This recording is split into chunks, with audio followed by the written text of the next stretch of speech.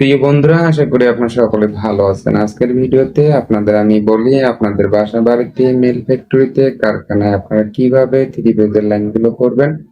অবশ্যই ভিডিও প্রথম থেকে শেষ পর্যন্ত দেখতে থাকুন। এই ভিডিও দেখলে আপনাদের বাসা বাড়িতে মিল ফ্যাক্টরিতে কারখানায় আপনারা ইজিলি ভাবে থ্রি ফেজের লাইনগুলো করতে পারবেন। আপনারা দেখতে পাচ্ছেন এখানে যে ফ্যাক্টরিটা রয়েছে, এই ফ্যাক্টরিটা হলো চায়নাদের। সেক্ষেত্রে এখানে রঙের কাজ করা হয়, তাই ফ্যাক্টরিটা নতুন করা হয়েছে। এখানে আমরা থ্রি ফেজের নতুন কানেকশন করে নিলাম। আমাদের কাজগুলো যদি আপনাদের ভালো লাগে অবশ্যই আপনাদের মতামতগুলো একটু হলেও কমেন্টে জানিয়ে দেবেন। আপনারা দেখতে পাচ্ছেন আমরা থ্রি ফেজের লাইনগুলো 4-5 দিন থেকে করতেছি। যেহেতু ফ্যাক্টরিটা একটু বড়, তাই এখানে ইলেকট্রিক মেশিনারি জিনিস অনেকগুলো রয়েছে। তাই আমাদের কাজ করতে 4 থেকে 5 দিন সময় লেগে গেছে।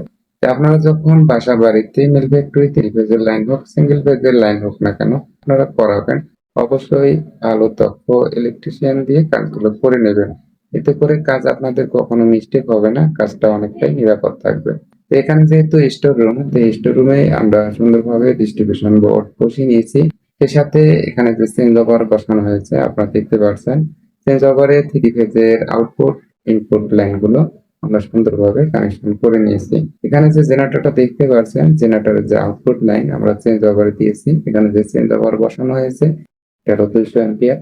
সেই সাথে এখানে যে পেপার প্যানেল বোর্ড আপনারা দেখতে পাচ্ছেন আমরা সুন্দরভাবে বসিয়ে নিয়েছি। আমরা এখন কারেন্টটা স্টার্ট করলাম।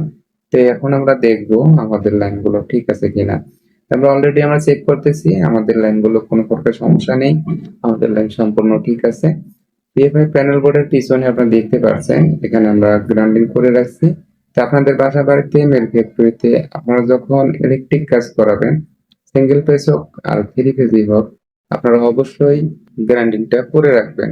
এতে করে আপনাদের বাসা বাড়িতে কারেন্টটাই অনেকটাই নিরাপদ থাকবে, কোনো প্রকার সমস্যা হবে না।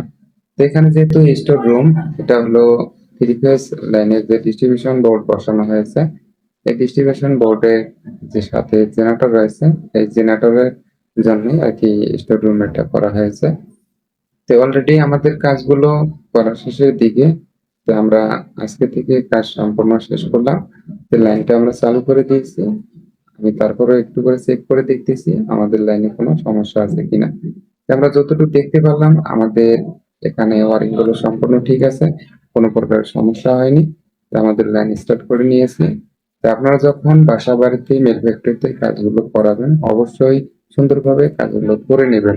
আর এই ভিডিও যদি আপনাদের ভালো লাগে অবশ্যই আপনাদের মতামতগুলো কমেন্টে জানিয়ে দেবেন। সেই সাথে একটা ফলো, একটা লাইক, একটা কমেন্ট করে জানাবেন আপনাদের মতামতগুলো, আমি রিপ্লাই দিয়ে আসবো। আমরা দেখতে পাচ্ছেন অলরেডি আমাদের কাজগুলো আজ থেকে করা শেষের দিকে। আশা করি আপনারা সকলে ভালো থাকবেন। আল্লাহ হাফেজ।